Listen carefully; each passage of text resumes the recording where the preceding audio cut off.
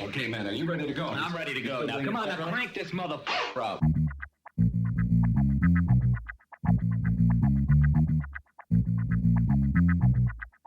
Break it down like this.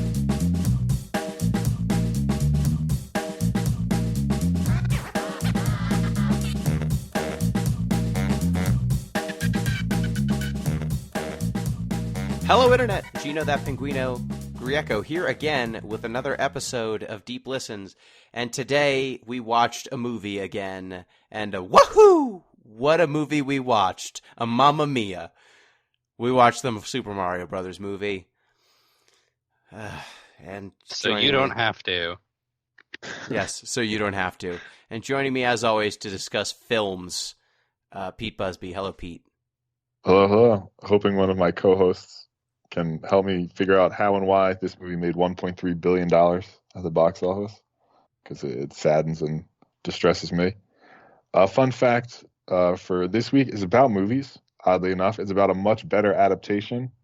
If I asked y'all to name the best adaptation of Charles Dickens ever made, what would you pick? Does Feifel... No, Feifel... An American Tale is not actually Charles Dickens, No. right? I'll cut you off right now. It's Muppet Christmas Carol. Obviously. Oh, yes. Oh, you're that's right. 100% Yep. correct. Yes. My bad. Mm-hmm. So in Muppet Christmas Carol, Michael Caine, famous actor, incredible actor, was Scrooge. He played Scrooge. And he insisted that he would only play Scrooge if he pretended that the Muppets were real people and he was acting in a real Shakespearean play. So, quote from Michael Caine, "I'm going to play this movie like I'm working with the Royal Shakespeare Company. I will never wink. I will never do anything Muppety. I'm going to play Scrooge as if it is an utterly dramatic role and there are no puppets around me," which I think just makes the movie that much better. That's what he makes told it the great. director. Yes. Jim He was Henson's absolutely son. right, and everyone past that who worked with Muppets should have done the same thing. Yep, it was a genius call by Michael Caine, and I respect him even more for it. See, that's why you get a real actor like Michael Caine instead of... Well, no, all the Muppet movies really have gotten a lot of bang-up actors. Tim Curry also does an excellent job in a Muppet Treasure Island. Muppet Treasure Island was probably my favorite Muppets movie, maybe my favorite movie as a child. So we should watch that one. We should. I've watched it recently. It's very good still. I did too. That other voice you hear is the mistress of games herself, Game Maker M. How are you doing, M? Hello, I'm so excited to talk about the 1993 hit movie property, Super Mario Bros. Oh That yeah, one. that's it. Who was even in that? Mario and Luigi. Yeah, Mario and Luigi, and also the Koopas, and So I'm You know. going to look up the cast really quickly because I know exactly what you're talking about. Dennis Hopper, Bob Mhm. Hoskins, John Yeah. Leguizamo. that's Yeah, who I that's a thought name. was playing Luigi, but Yes. I wasn't sure. Luigi's definitely a name. That was a good one. Yeah, John Leguizamo, I believe, had a drug problem at that time and needed the money. And Mm. Dennis Hopper, man, he would do anything for a while there. Yeah, it's definitely a iconic Italian film. Oh yeah, when you think iconic, there's The Godfather, The Godfather 2, Mario Brothers. When you think of what has really advanced the plight of Italian Americans in this nation, you think 1993's Mario and Luigi. Yep. It's Sacco and Vanzetti, and then it's the Mario Brothers movie. Those are the greatest travesties against Italian Americans. When you The think two about most it. famous pairs of Italian American brothers in American history. Those Sacco and Vanzetti weren't brothers. They were just communists who happened to be near, You're right. be friends.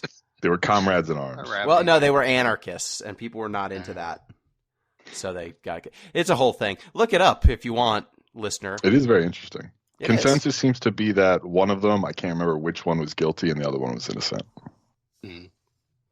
Mamma Mia, that's terrible. Before we go into discussing the Super Mario Brothers movie, as always, we've got our housekeeping at Deep Listens Pod on the rapidly defunct, dying Twitter, which, maybe we won't even need that anymore soon. Deeplistens.libsyn.com, that's where we have our comment comment sections, and we've had deeplistenspodcast@gmail.com. That's where you can send your emails if you want to get in touch with us. You can also support the show on patreon.com/deeplistens. If you were to support the show, you'd get access to our Discord, you would get access to our community, you'd get to put a game into the Off the Deep End slush pile of games that they are working their way through. We are still rapidly approaching the need to play Sonic 06. It's a threat that is every day increasing in reality. So go ahead and support the show if you want to afflict that upon us. Maybe we'd even have to cover the Sonic movies if we had to play the game. Those are pretty good. They are. I've only watched the first one, but Second one's it was fun. fine. And yeah, those are all the plugs. And a reminder, please do, if you can, support the National Network of Abortion Funds. It's still bad. Still bad. Year later, still bad. So please do support if you can. All right. So, Em, do we have anything on the Discord report? Do you think you could eat 108, what are these, dumplings? No. Do you think you could eat 108 dumplings of anything, really, let alone dumplings? I could eat How much time 108 do I have? kernels of popcorn. It does not say that there is any time limit to it. So I guess, in theory, with infinite amount of time, you could probably eat all those dumplings. I assume it's one sitting. Yeah. That's too many dumplings. There was a restaurant in China that challenged its customers to eat more than 100 dumplings in return for a free meal. Which, can you spare this? But it has fallen foul of the authorities who are investigating whether it has violated the country's anti-food waste law. That's what we were discussing today in the food channel. I didn't even do the Discord report opening because I was so accosted by the thought of having to eat 108 dumplings. Why 8? Why the additional 8? Well, you see, in Chinese culture, the number 108 is the number of souls you have to go through to get into heaven, I believe. Sure. Oh. So it was a religious observation. Yes. A ceremony, if you will. But also, I think I could not eat like 4 dumplings. Other than that, it's the Steam sale. So we've been picking up a lot of games. For that, I got a whole bunch of games, some of which we might play on this show. So I don't want to spoil anything. Did you pick anything up from Steam this past couple of weeks, Gino? I picked up one of the games that I know we'll be playing soon because it's on sale. I didn't pick up some of these games that I've been playing for the roguelike deck builder streams I've been doing. But if you wanted to, some of them are pretty good.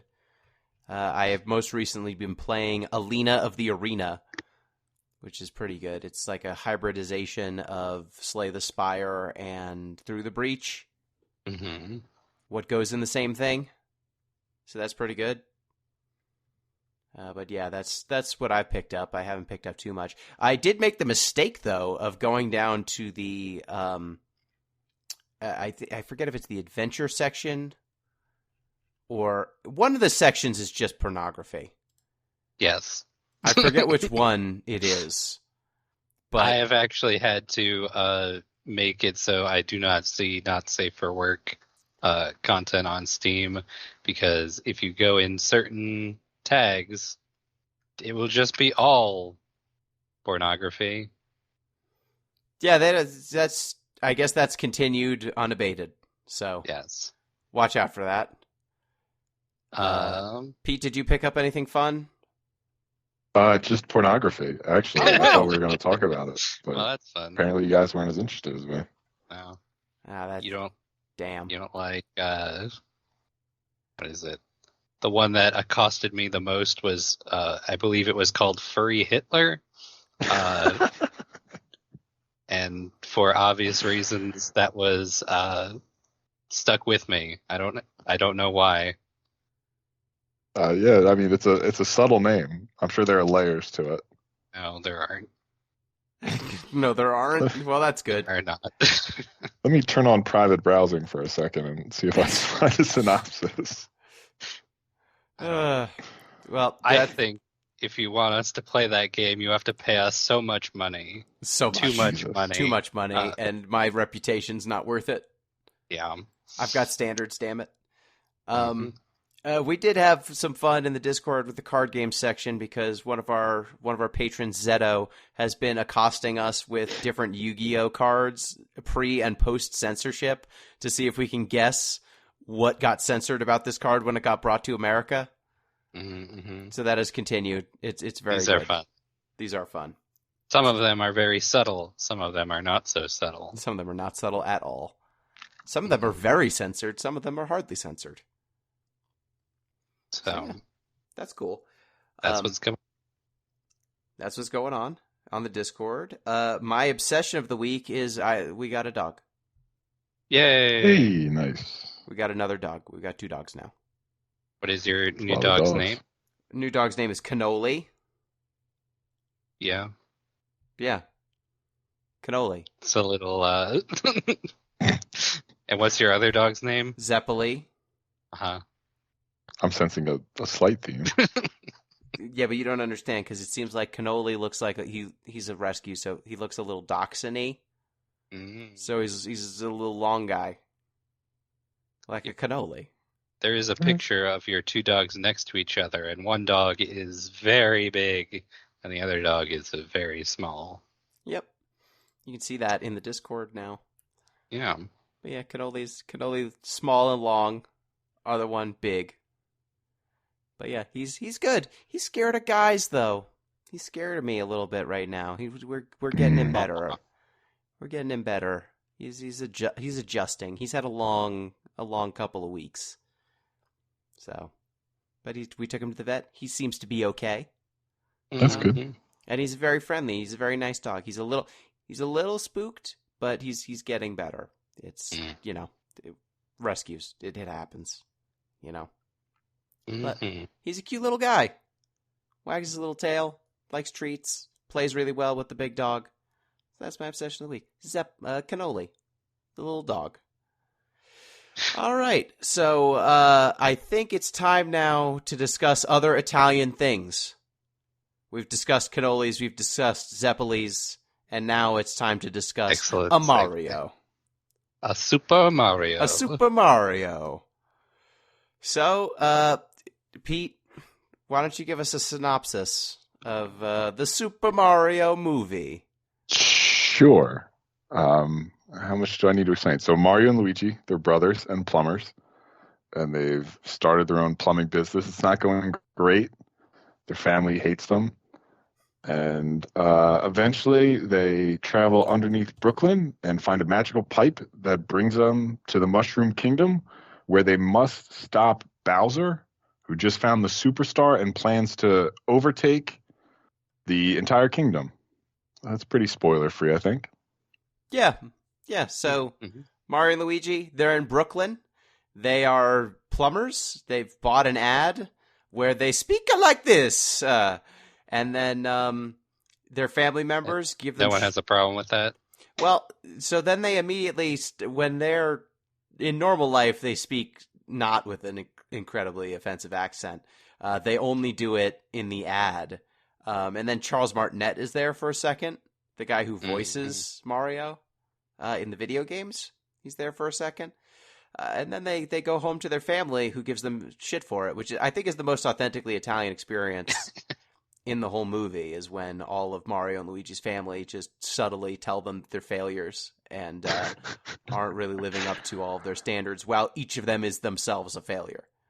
We've all As, been there, right? as a marketing strategy, like what are the accents supposed to bring to the table? Like when I'm hiring like a service provider for my home, my thought isn't like, oh, I hope they're very obviously ethnic. Very Italian. Yeah, I hope they're as Italian as, and I hope I know that immediately and aggressively. The less I can understand them, the better the word has to be. I just really love vowels, and I want to make sure I hear every one. I I'm just trying to imagine someone who, so this is set in what appears to be modern Brooklyn, though at no point do we get a shot of the Manhattan skyline to know exactly what year this is set in. Luigi does have what appears to be an iPhone, so it's Yes. modern. Yeah, this is probably modern, and the idea that two adult Italian humans would choose to spend a bunch of money to speak like that. Just imagine someone of almost any other ethnic group using the most stereotypical voice they could possibly use on a TV ad. Like, if you were Mexican and you just did the Speedy Gonzalez voice, that would be bad. People wouldn't like that. That would hurt your business. That would probably hurt your business, I would say. Though it seems to have hurt their business, too, so I guess that's accurate true. at least. They are in a very Italian restaurant to start this, and they interact with, I think, some of the only Italians that are in this movie. At the beginning, they used to work for a guy named Spike, who is a large, very bearded gentleman, voiced by Sebastian Maniscalco, who is, I believe, Italian. Yeah, do you know anything about Sebastian Maniscalco? I think he's a shock jock comedian. Is that accurate? So he's a comedian. Not only that, according to Forbes, let me get the exact numbers here. In 2019, Forbes named him the 5th highest paid comic in America, estimating his yearly income at $26 million. What is this guy's name? Sebastian Maniscalco. I've heard of him only that he is a successful comedian. I have never heard a single minute of his comedy. I watched like a never couple. seen this man in my entire life. I've seen a few just because he's obviously the 5th highest paid, just to see what it's like. I feel like he's sort of like successful in the way Jeff Dunham is successful, if that makes sense to you all. That's what I was going to ask. Where is he on the Carlos Mencia scale of popularity, or Dane Cook? He's on the... Because it seems like the most popular comedians tend to be these very broad women, I can't believe it, or stereotypes. Am I right? Yes. He's definitely on that spectrum. He's also, if he has basically 2 goals with the comedy show. 1, make money. 2, own the libs. So if he does both, successful show. And so I have never heard of him. Pretty much. Gotcha. Well, dang. Well, he plays Spike, who's a piece of shit. So who just accosts them in the middle of this pizza shop for some reason. Yep. He's their old boss. For him. From the Wrecking Crew. They were on the Wrecking Crew. Before this. I had to look this one up too. So I think the second game that Mario ever appeared in, and the first one maybe that Mario and Luigi went together, was called The Wrecking Crew. Has nothing to do with future Mario games, but they are in it, and Spike is one of the villains. He's Foreman Spike. Look at that. Yeah, yep, so nobody fact-checked that. I'm doing that off the dome, so most of it's probably right. Excellent. Gotcha. Yeah, so they talk to him, and then they get a call from a client. They have to go repair a leaky faucet. Mario immediately fixes it, but Luigi, because he's bumbling, angers the client's dog. That dog that attacks them and ruins the apartment. Hold on. Before we get to that, I want to point out there's this very fun, like, side-scrolling sequence that they do. Oh, yes. Very, very cute. That's probably the best part of the film, and we're about 6 minutes in. Yeah, we're not that far. I should also say, at about 5 minutes into the film, I believe I started tallying how many Mamma Mias there were in the movie. There are at least 3 or... What was that? Yeah, so far? We were at about 3 or 4, about 5 minutes into the film. Gotcha. So we were I think about 3, about this far in. They used Mamma Mia in the ad. Mario just says it unprompted, and then I think he says it one more time at his parents' place as he's getting accosted by his loser family members. Mm-hmm. They screw up their first job. Everything's going bad. Mario retires to play video games. He plays Kid Icarus in his bedroom that he shares with his brother. I can't stress enough that he's an adult. And he's basically got a Nintendo bedroom. I just wish he had like a race car bed too. Yeah. Canonically, are Mario and Luigi supposed to be good plumbers? I don't think Unclear. they're bad plumbers. I don't think we ever like heard anything about their plumbing prowess. Yeah. They're pretty good doctors. They write a lot of scripts. That's true. They're decent. Are we talking they're about decent in the movie. overall like Mario universe? Are they good at their job or in this movie? the So in Mario this movie, universe. they're pretty good. They're Yeah. decent. Yeah, so Chris They Pratt spend a lot of time playing other like golf and tennis and basketball. things that aren't plumbing. That's true. Mario's a Renaissance man, a Mhm. true Italian. Yeah. But yeah, so Chris Pratt voicing Mario, he does an okay. I feel like we should get this out of the way first. He's fine. Mhm. He's not It was- noticeably Chris Pratt. It was a good decision to do less with the accent. They acknowledged Yes. it. They said this would have been bad. We get that. Let's move past it. Yes, and in the movie they're like, "So why'd you talk like that, you putz?" And he's like, "You know, you gotta be stuck in someone's head, you know." Uh-huh. I recently watched the newest Jurassic Park movie with my father. Mm. Both of us That's a hated it. Bad one. Yep. I think that's the most annoying Chris Pratt has ever been. Yeah. I'm going to stand by that. How so? Yep. Hold on. Just he's doing this like weird action movie, like gritty father figure sort of deal. And it's just very off-putting. That's true. Okay, I'll give you that. I do not like Chris Pratt at all. Nor do I. I've been on the record as saying I do not like his being Mario, and I stand by that even now. I don't think he'll get any challenges from us.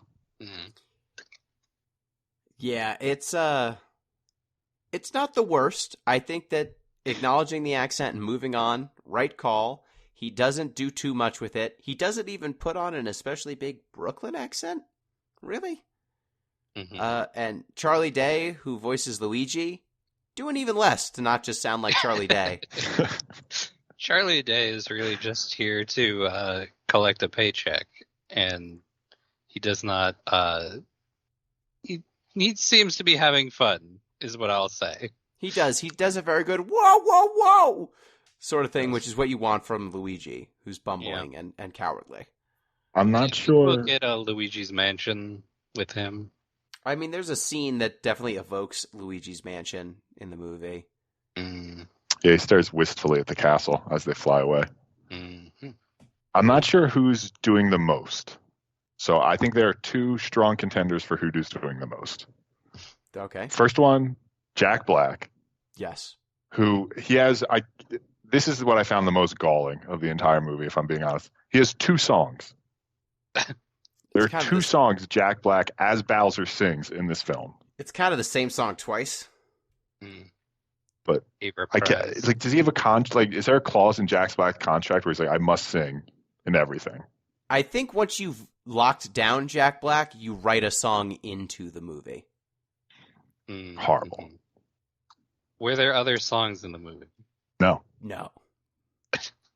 That's a little weird. There are Yeah. songs in the soundtrack, like at Mhm. one point when they're in Brooklyn, the Beastie Boys' No Sleep Till Brooklyn plays. Right. So you know it's Brooklyn. Obviously, the one you want when you're in Brooklyn. And they play I Need a Hero during a training montage. Mm-hmm. They play also some a 80s classic. jam when they get to Kong Island or They whatever play it's Take called. On Me. There we go. When they're riding a golf cart, which I don't know if it's a Diddy Kong Racing reference or a Mario Kart reference. I think it's both. Mm-hmm. Yeah, so there's good music choice to like for the crowd, right? You want Mhm. 80s songs for the people who grew up with Mario, who are now taking their children to the movies to watch this movie, Mm-hmm. or their teenage children. Second contender for person who's doing the most, Fred Armisen as Oh, yeah. Cranky Kong, doing a lot. Mm-hmm. to be fair, Fred Armisen always doing a lot. True. Perennially. Very true. Yeah, so he does a real nasally voice sort of thing. It's a lot. The person who's probably doing the least, Seth Rogen. Really? Yeah, he's basically just Seth Rogen. Mm. Get some laughs in there, does his whole thing. He's Donkey Kong, and he's just Seth Rogen. And Keegan-Michael Key, unclear if he's doing anything because he's pitch shifted up. A lot. A lot. So I don't know what his delivery really is because it could literally be anyone. I had to look that up. I wasn't sure who Toad was at first. Mm-hmm. Exactly, because once you pitch someone up, it doesn't really matter who it was to start. And I don't think he's doing a voice. I think he's pitched up. But, maybe he did a voice, and in which case he was doing a lot too. And I guess wonder. Why sorry, would you... while we're running ahead. through the cast, and Anya? I'm not sure how to pronounce it. Anya Taylor-Joy is Princess Peach. That was just the last member. Your point. Why would you get someone who's with a name as big as Keegan-Michael Peel and then make them Keegan-Michael Key. How dare you? Fuck. You know what I mean. The other one from Keegan Peel. And then make them unrecognizable as far as their voice goes. So that you can have the trailer or the poster that says Keegan-Michael Key as Toad. That's it, right? Like, these movies, this is one movie in a long lineage of films that are churned out very quickly by Illumination, the makers of the Minions, that are just made on the backs of recognizable voice acting. And so the more people you have whose names a adult could go, oh, I like them, I'll take you to see a movie with that person in it, so that they say yes to their kid. Look, you do it. And also, Keegan-Michael Key, very available. It's true. He does a lot of things. This movie also, not long. Yep. I clocked in before the credits, 82 minutes. Mm. Honestly, not long. So brisk. And get out. Yeah. It cruises. Stuff happens. Shit's flying by. Yeah, I will say one of this movie's strongest suits is that it knows what it is, it knows how long it should be, and actually sticks to it.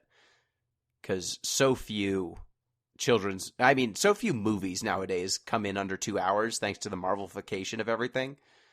A movie that's an hour and a half, like, that was a selling point. When we suggested having a podcast about this movie, I looked at the runtime and went, oh yeah. That's what a movie should be. That's where it's at. There are very obvious points there where I felt like something, like I missed it and like somehow my stream skipped. Like there's a moment where like apparently Toad and Peach have a plot to get some ice flowers. Just happens. Toad never explains it. You don't see him get the ice flowers. Peach never mentions it. Suddenly she just has ice powers. Well, he gives her a bouquet, and then it turns out the bouquet's ice flowers, and it's like, oh, okay, sure. Yeah. Well, we got him. We didn't see him at any point prior to this. Peach never mentioned it to Toad. Apparently it happened off screen. That's happening now. Things just happen. I mean, there's a lot of stuff in this movie that if you have not played a Mario game would just be nonsense to you. Oh, gibberish. Like, they go through a warp pipe after their... So basically, they fail their first job. Then Brooklyn, there's a water main break, and so Mario is like, "We're gonna fix this water main break," and they end up in the center of all plumbing or something. Go through a warp pipe, end up in the Mushroom Kingdom, and then it's just like Reference City for a while there, like Toad, Captain Toad from Captain Toad Treasure Tracker, I believe is the game.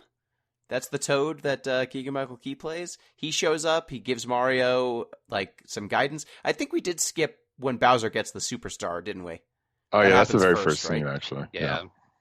That's pretty good. What'd you think of Bowser killing all those penguins? Or, sorry, kidnapping all those penguins. That was good. The like snowball fight was a good bit. Mm-hmm. That's from the trailer. It was fun. Yeah, the snowball fight's pretty good. I really liked Bowser just burning it all down and taking a superstar. Kamek is doing a pretty good job of being a bumbling stooge. Yeah, so Mario moves into the Mushroom Kingdom.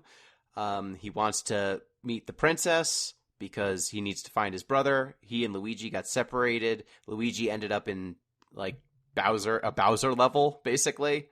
And Mario ended up in the Mushroom Kingdom. What was your favorite visual gag from the introductory scene in the Mushroom Kingdom, Pete? Visual gag? There were a lot. When he slammed into the pipes, he's good. You know what gag I remember the most, and it gave me a chuckle, probably more a chuckle than it should have, is when he goes to the Toads and he's like, "I need to see the princess." They're like the guards, and they're like, "You want to see the princess, huh? Yeah, the princess is in another castle, buddy." And then everybody shares a laugh, and then he goes in anyway. I've got one. The ATMs are just a block that you have to punch, and there's one Toad that's just punching the block and then is like exhausted, trying to take out so much money. That's a pretty good one. That's a good one. I really liked.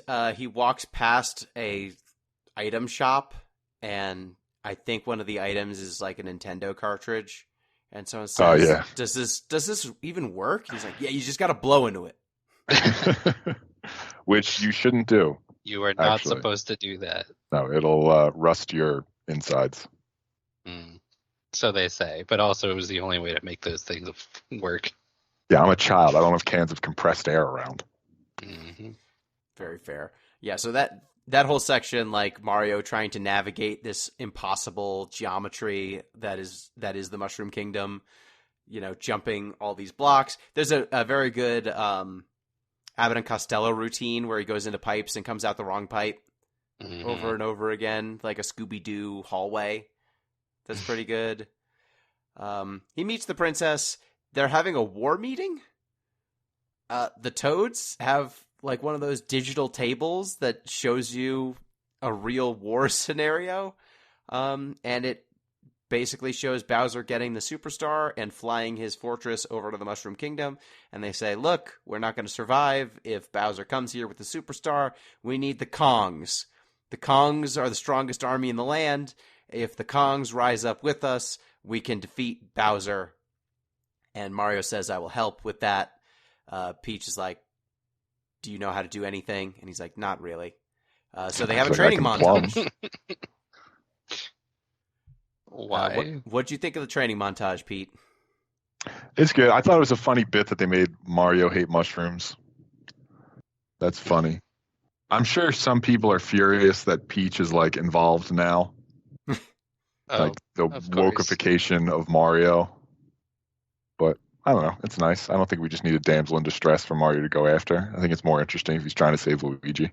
I like that she's got her powers from Mario 2. She floats. She floats. Mm-hmm. And that's kind of fun. And I do like the idea that there's a giant question mark block that opens up into a training ground. That's kind of fun. So he does platforming. She's like, these are power-ups. Eat this mushroom. Touch this flower. And it'll give you powers, basically. Once he's trained up, but not all the way, they go to the Kong Island, I guess. Kong World? Yeah, I just called it Kong Island. I don't know. Yeah, I guess it's Donkey Kong Country. Man, they should have called it Donkey Kong Country. Oh, they also travel like through a bunch of interstitial worlds. So they go to Yoshi's Island. They go to the desert. There's like a cloud level. There's the fishy. They cross the bridge with the fishy dudes that jump out of the water. Yeah, with the cheeps. Yep. Yeah, real quick. Yep. During the training montage, Mario gets like the big power out that is fairly common in Mario's. And it's the most horrifying transformation sequence I've ever seen. He like expands hand first and then is shocked to see this, and then it finally gets to his head, which is the last thing to grow. And I don't know why they decided to do it that way, but good God. Yeah, it's An American Werewolf in London, and then this. Yeah. In terms of most horrifying transformation sequences. Mhm. Have we gotten to the scene too? I forget where it falls in order, where we understand or learn Bowser's motivation for his invasion. I think it is as Mario is leaving, like right after they leave, Bowser gets reports that a mustachioed man has come into contact with Princess Peach, and he finds this very unsettling. Pete, why? Why does he not like this? Oh God, I understand this is canon too, but I hate it. So Bowser is in love with Peach and wants to marry her. Which, like, why? Why did we need this? Was Bowser's motivation, like, to be supreme leader of the Mushroom Kingdom not enough? No, it wasn't enough. This is like video game canon too, though, right? Like, this isn't something they made up for the movie. Yes. Oh, that's how it goes. But, like, Bowser why? kidnaps Peach and tries to get married. Yeah.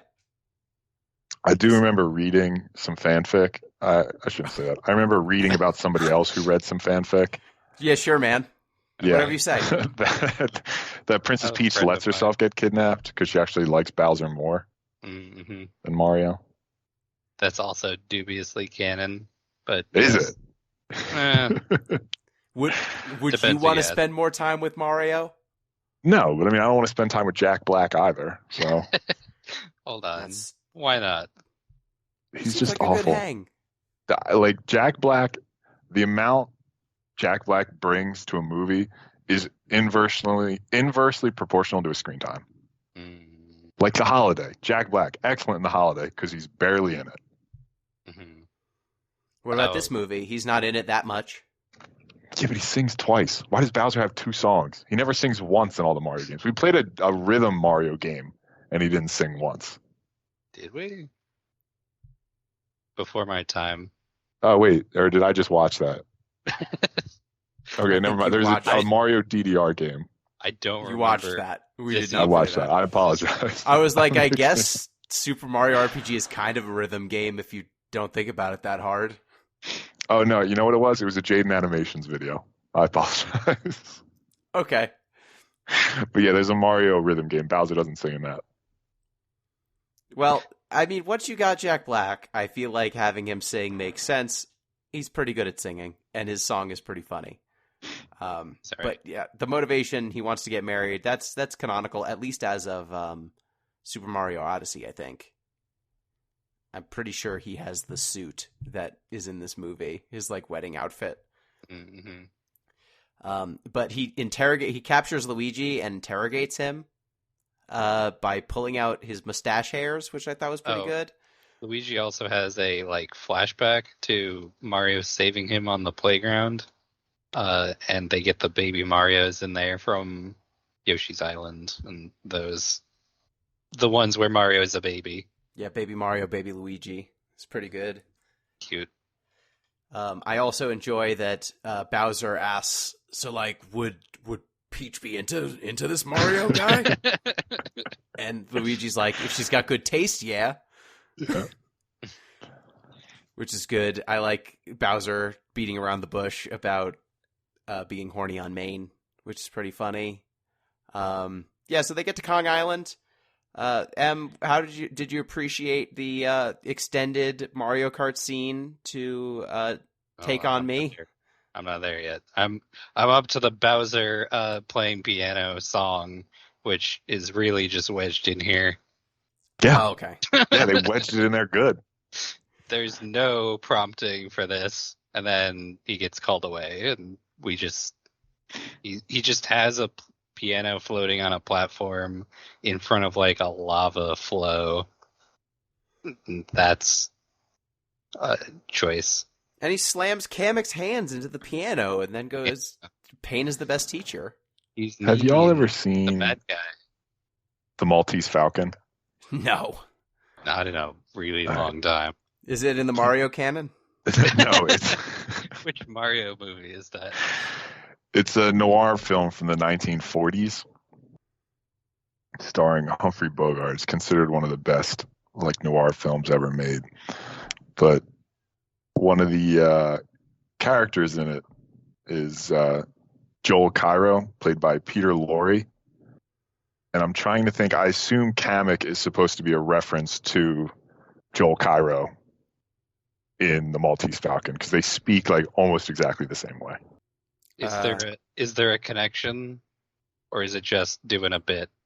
I think it's just doing a bit. I mean, he's basically like a greasy sort of henchman.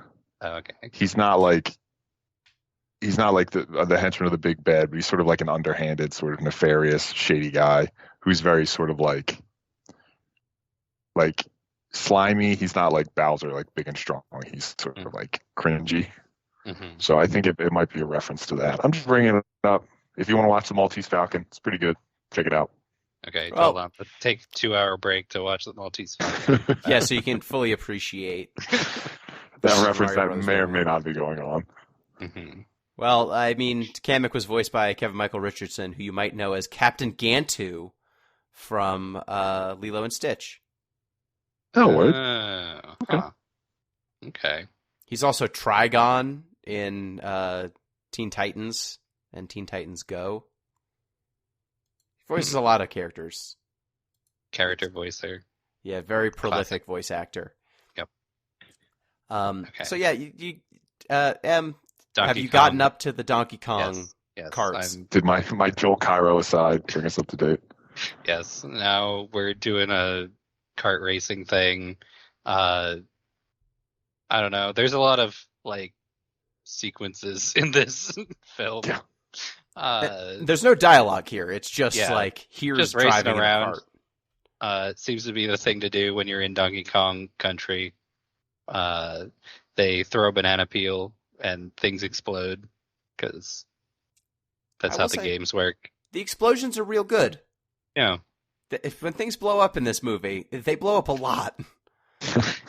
But also the whole like racing part seems unnecessary because at the end of it they jump I guess if you need to all right. They jump on a thing and then the cart gains a like what is this thing even called? It's not a Hang parachute. glider. It's a hang glider. Yeah, from And the then new they Mario Kart go games. into the is that from Yeah. Mario? Yeah, in the Okay. new Mario Kart games, there are sequences where your cart deploys a hang glider, and then there are sequences where your cart gets like hover wheels if Oh. you go upside down. See, I haven't played a Mario Kart in like since the N64, so Nor should you. yeah. I mean, must it's a be party nice. game. It's a party game. Like you go to a place with a bunch of kids and they're playing Mario Kart, I guess. Is Mario Kart like the second most famous Mario property? Like, why pick kart as opposed to like Mario Tennis or Super? Like, I guess they have a little Super Smash Bros. In there. I mean, Kart is the most popular spin-off. Yeah. I would assume it's Kart then Party. Mario Kart, Mario Party, Super Mario I guess would have to be the first one, Yeah. and then Smash Bros. Yeah, I mean, Kart is the reference you want, I think. And Party, I don't know how you would even do it, but I will say, if there was one thing that was obvious from this movie, they were thinking about it. Mhm. Oh, 100%. They were 'Cause- jamming as many in there as they could get. Yep. Luigi going into the like abandoned castle was clearly a Luigi's Mansion Mhm. reference, kinda. They got the Shy Guys in there. Goombas show up; they barely do anything, but they reference them. They King Bomb on. Mhm. Yeah, King Boo is in this movie. Like they put a bunch of this stuff. The Donkey Kong. So Donkey Kong, they beat Cranky Kong. Cranky Kong's like, "You want my army? I won't give it to you." Peach is like, "Please," and he's like, "No." Mario says, "What if I fight your son for the army?" And he's like, "Sure, let's do that. That seems funny." So Mario has to fight Donkey Kong, who is, again, I cannot say this enough, voiced by Seth Rogen. And he's Immediately doing- obvious. He is doing like Seth Rogen as Donkey Kong. It's not the other way around. It's very. It looks painful. I imagine hearing it would be more painful. Yeah. So he fights Donkey Kong. He gets power up. They're in a big arena. They have power ups. So the first power up he gets is the shrink mushroom. He gets shrunk. Mario shrinks down because he eats the wrong mushroom, and then Donkey Kong beats him up a whole lot until Mario eventually gets a real upgrade. He gets a real power up, and he gets the cat suit. What is that from? Boy, which think that's a it's good from question. I want to say it's Mario Brothers like Odyssey. 7 or something, or 8. I don't know. I'm looking it up. Because It they is get like from Super Mario 3D World. okay. Because it seems weird to me that he gets the cat suit, but we never get the cape. Mm. Well, he kind gets of the in the Tanuki commercial. suit. We get the Tanuki suit. The Tanuki suit's kind of the cape. Yeah, he doesn't turn other into the games. statue though. I mean, why do the Tanuki suit and not have him turn into the statue? That's fair. I'm just wondering how they decided that the cat suit was recognizable enough to be one of the power ups they got. But I think I it's guess. just like really silly, and so they're like, kids will like this. Maybe we can. Kids like silly things. Yeah, There it is. maybe we can like make a second pass on the cat thing and put it into another game. I mean, the cat If it suit's gets- good. I will say, having played Super Mario 3D World, I like the cat suit. Mhm. It was just very funny. It is a good bit that he just whoops Donkey Kong's ass as soon as he gets the cat suit. Hmm. Did y'all have any references you were particularly surprised weren't in there? I have one I can think of.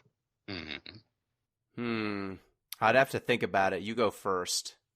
Okay, well, let me spend a couple seconds tap dancing because I forgot what it's called. But it's the Goomba shoe. Oh, Very Karibo's famous- shoe? Yes, the very famous shoe. Mario only gets it in I think one level in What? one of the Super Mario World games, but it's pretty famous, and I expected to see it. We never got it.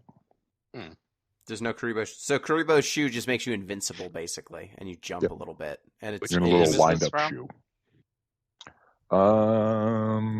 Mario World 3? I don't know. I have no memory of this. yeah, it's a rare power up first seen in level 5-3 in Super Mario Brothers for the NES. Nice, I got it. I think it's the level with the angry sun. Yeah, I'm surprised that there weren't in the Mario Kart sections. I'm surprised there weren't question mark blocks that exploded into items. Mm. We did get a blue shell. I mean, it was pretty clear that was going to happen. We Of did. course. I'm also surprised that Mario did not at any point give anyone pills when they were in pain. Dr. Mario sequence. I don't Yeah. think Mario has a medical license. Well, I was just thinking he'd just give him like aspirin, and they just go, "What are you, some kind of doctor, Mario?" Got him. You know, like that. Well, that was so many of the things in this movie. That's That true. was. Why are we now doing a cart sequence again? Are they just Well- leaving in the carts? Yeah, they're Yes. leaving because Oh, Mario okay. defeats Donkey Kong, Mhm. and so they then have to take the carts over to the Mushroom Kingdom. But you see, Mhm. they have to go on the Rainbow Road, Of course. and they get attacked by Bowser on their way there, and so there's cart battling. Uh-huh. How Well, I was going to far? say they even reference the shortcut. Yeah. Mario drives off the side and says, "Oh, look, I can land further down the track." Uh-huh. They reference the shortcut. Pete, how far into this sequence did you realize how it was going to end? What, you mean with the blue shell? Yes. The second I saw that guy's hat, I was like, "Oh, blue shell on his hat, blue shell, got it." Yep. As soon as I saw him, I'm like, oh, yeah, that guy's a blue shell. Got it. You think you're going to get away, but blue shell! A wonder twist, why a they did timeless it that twist for way. the ages. The Sixth Sense and the Super Mario Bros. Movie. It's all Exactly. obvious. This is classic writing. If you show a blue shell hat in the beginning, you have to put a blue shell in Act 3. Chekhov's blue shell. Everyone Yeah. knows it. Famous. So Mario and Donkey Kong end up in the ocean. Mario saves Donkey Kong from drowning. Donkey Kong's like, thanks for saving me from drowning or whatever. Do they do an ocean level? Hold on. Is there an Inky? No, Yes. they get eaten. Well, there Oh. is, but There is. Okay. But after is they a get eaten blooper. by a big ass eel. Oh, that's not in a Mario game. I don't think so. And I think it is around this time when we get the funniest character in the entire frickin' movie. Yeah. So we occasionally check in on the characters that are captured in Bowser's castle. Yes. An excellent character. And so you've got the penguins and Luigi and like some other randos and one of the Lumas from Super Mario Galaxy is captured. The like stars that can talk. Pete, how would you describe this character? The character has embraced nihilism and awaits the sweet release of death. Mm-hmm. In a world of madness, the sane person seems mad. Yep. Yeah, Is that a direct quote from the Luma? It's a direct quote from the Luma and something else. I meant to look it up. Yeah. It sounds like Adorno. Could be any of those. Let me find his quotes. This thing's quotes, because every quote's great. It's just so happy looking, and it's just everything he says. There's no escape. The only hope is the sweet relief of death. I knew I shouldn't have looked this up. Apparently, it's like some people say it's Vonnegut, other people say it's like 17 other people. It's one of those. Yeah, it's one of those. Albert Einstein. Yeah. Abe Lincoln. So on and so forth. Okay. Life is sad. Prison is sad. Life in prison is very, very sad. Well, he's got a point. I was going to say that that was a missing reference, but then the Luma was there, so they actually managed to get it in. Yeah, they have that. There's it cheering as it's lowered into lava and then booing when it gets set free. Just talking about the sweet embrace of the void. Like, it's the best. And it's just like rocking back and forth in its cage the whole time, just swinging. Yeah, just happy. Just freaking loving it. Yeah, there's no escape. There's only hope is sweet release of death. That's the funniest bit in the whole movie. Imagine like being a child in the theater, though, and like hearing that. There's no escape but the sweet release of death. I feel like that got to like the edge of the line, right? Oh like, yeah, I thought it was hilarious. But like, yeah, how do you explain that to like your child? Oh, what you need to understand is this Luma it's embraced nihilism. The Luma has given up. I think at what age do you give up? At what age do you give your child Camus? It's a line every parent has to walk. Yeah. So like Princess Peach negotiates with Bowser. She agrees to marry him to save because all the Donkey Kongs get captured. So she agrees to marry Bowser. She puts on kind of a Bowsette wedding gown, I guess. She's got like a choker. And then she plots to defeat him because Toad gives her a bouquet that has ice in it. Mario and Donkey Kong escape they get eaten by a big fish, and then Donkey Kong punches its insides until it spits them out. And Donkey Kong and Mario go to disrupt the wedding. Princess Peach doesn't need saving because she's got an ice flower. She stops. Bowser is also going to sacrifice all of the prisoners as a sign of good faith for their wedding. Seems like that would piss her off. It does. She didn't like it. It does. She does not like this.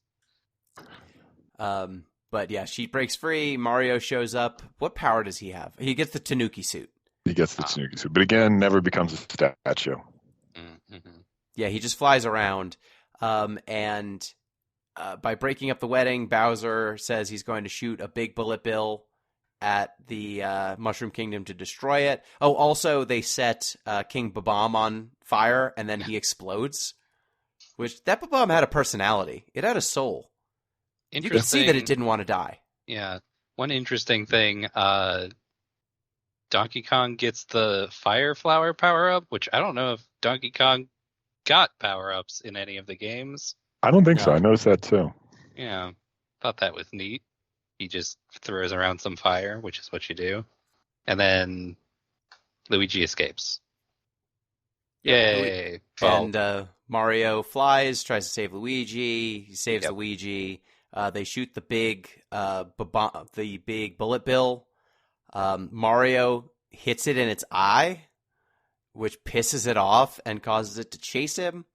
Mario then diverts this bullet bill down the warp pipe to Brooklyn, basically, and blows up the portal pretty much, and he sends the Mushroom Kingdom bleeding into Brooklyn, which causes Bowser to fight him in the streets of Brooklyn, because he wants to kill Mario so that he is sad as Bowser is. how does that go? So there's a touching moment between brothers. Luigi, too, he gets shafted this whole movie. Yeah. Until the very end. When he gets superstar powers along with Mario, they become invincible, and they kick Bowser's ass. Yeah. Yay! Oh, yeah. He said, "You've ruined my wedding. I was finally going to be happy. Now you will suffer, like me."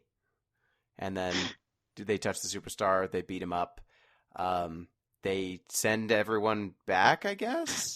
They go back. Like, it No cuts to them explanation now. waking up Yep. Mhm. in their room, but then they go out the door, and it's the Mushroom Kingdom. So it's unclear how they rectify the Mushroom Kingdom and Brooklyn being connected in some way.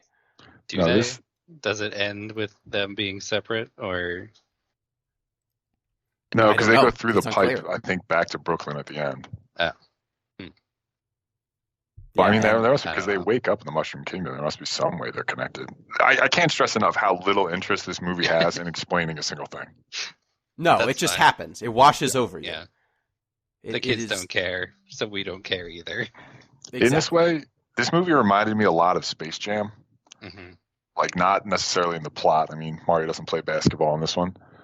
But the fact that could've. they just like, okay, we're going to take IP and just stitch it together somehow. And we know that'll be enough. Like, if you have Mario, you're golden. If you have Michael Jordan in the Looney Tunes, what more do you need? Let's pad it out to 80 minutes. Or LeBron James and Arya Stark and Yeah. the characters from A Clockwork Orange. Wait, what? Oh yeah, they're in, Oh, they're in right. Space Jam I too. forgot about that. I was thinking multiverses. I was like, we should look back at that and see if Clockwork Orange is in there. Oh, that would be really good if they put the Droogs in there. Yeah, they're just like four guys you switch between. That'd be all right. I'm writing that down for pitching to whatever company makes that. It's Warner Brothers. Yeah. It's always Warner Brothers. I will say the end of the movie, you're right, Pete, is a soulless, dark thing, this movie in a lot of ways. But at the end, when there's the credit sequence and the little Lumali comes back and says, "Now that's a happy ending, or is it? Because everything's over now, and all that's left is you and the infinite void." Jesus.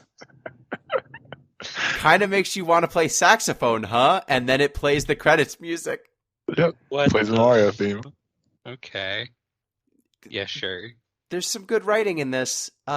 It's really just a roller coaster ride of a movie. Like, there's not much to take away from it from an emotional perspective. There's not much of a message or anything. It just No. kind of happens to you. Hold on. Brotherhood? Wait. I don't know. We gotta address what they do to Bowser at the end of this. Oh yeah, we should. Peach gives him the mini mushroom, and then a toad just puts him into a jar, and Yep. he's gonna live in there forever now, because he's a criminal. Yeah, and Mario says, "I'll give you a pet turtle." Hmm. You know, if we go to Brooklyn. Oh, they also address Peach, like, what's her deal? She apparently, like, went down a warp pipe at some point and ended up in the Mushroom Kingdom. So I Is- guess we're to understand she's from Brooklyn? Yeah, is that the implication? Are there like infinite warp pipes? Are we gonna get the extended Super Mario universe at some point? I guess so. We're going to find out where Princess Peach came from.